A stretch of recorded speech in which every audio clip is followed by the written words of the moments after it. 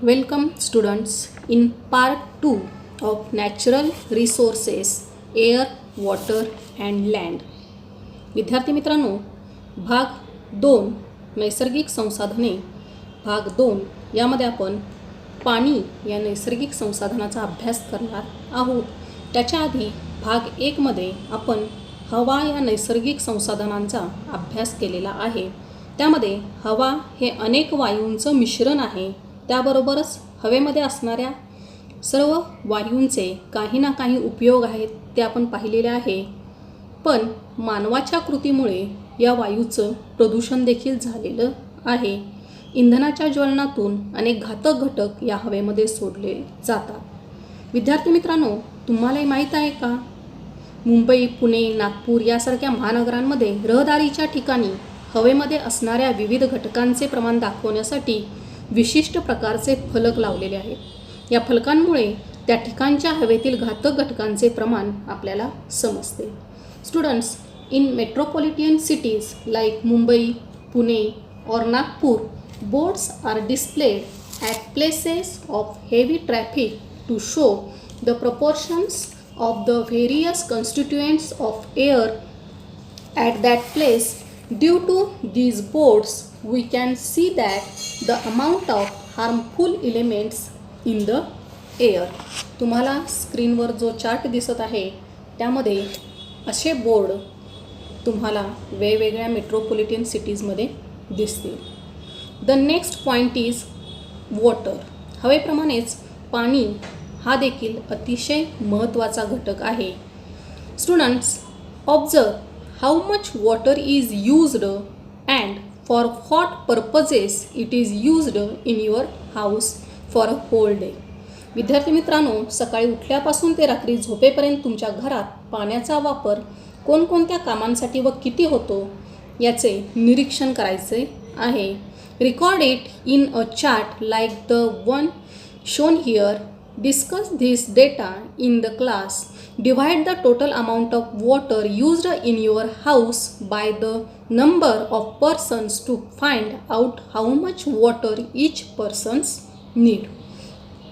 यावरून घरातील जेवढ्या तुमच्या व्यक्ती असतील तेवढ्या व्यक्तींच्या संख्येने तुम्ही पाण्याचा जेवढा एकूण वापर होतो त्याला भागल्यानंतर तुम्हाला प्रत्येक व्यक्तीसाठी किती पाणी लागते दिवसभरामध्ये याची कल्पना येईल.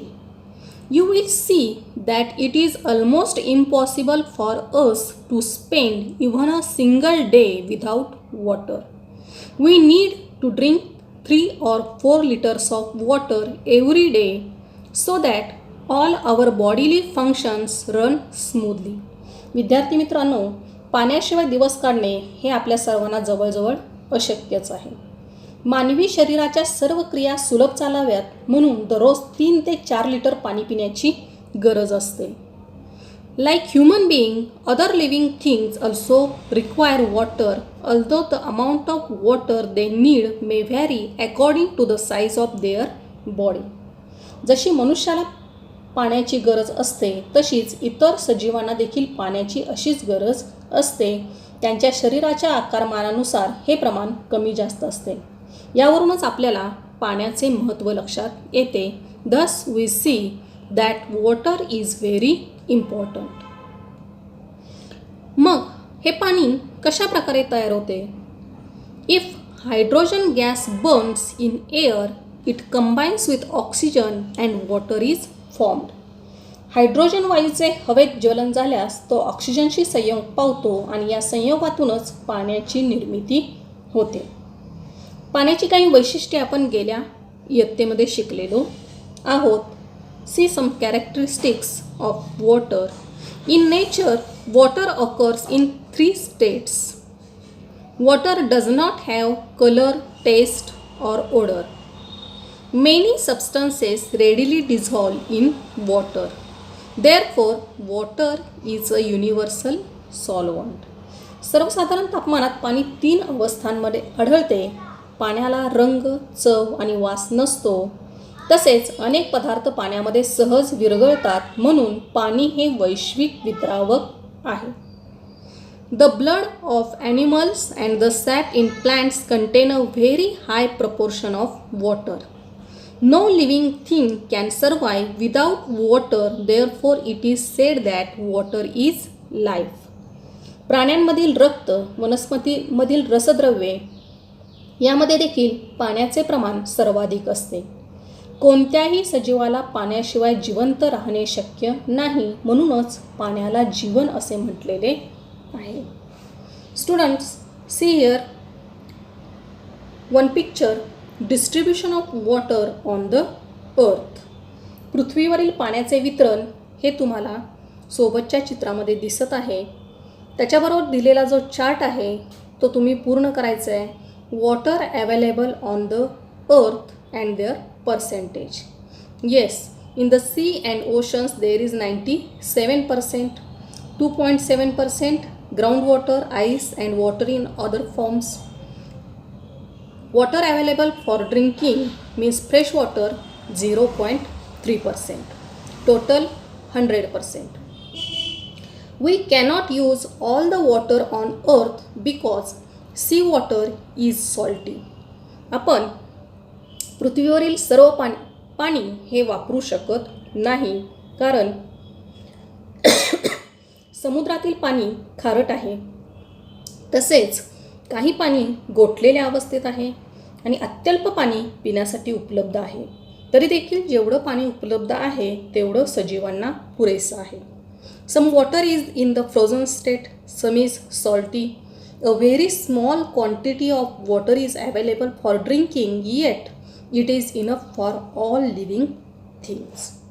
Students, here is one question. Find out in what ways is the water in seas and oceans useful even though it is salty. जरी समुद्र आणि महासागराचे पाणी खारट असले तरी सुद्धा ते आपल्याला कशा प्रकारे उपयुक्त आहे या प्रश्नाचं उत्तर तुम्ही शोधायचं आहे. See the another picture. Here is the uses of water on the अर्थ. पाण्याचा या पृथ्वीतलावरती कशा प्रकारे वापर केला जातो. For which purposes is water being used. Do other living things use water like we do.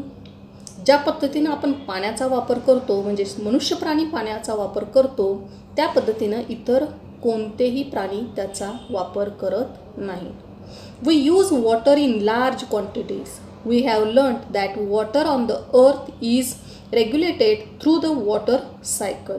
The water vapor formed from oceans is the main source of water in the water cycle.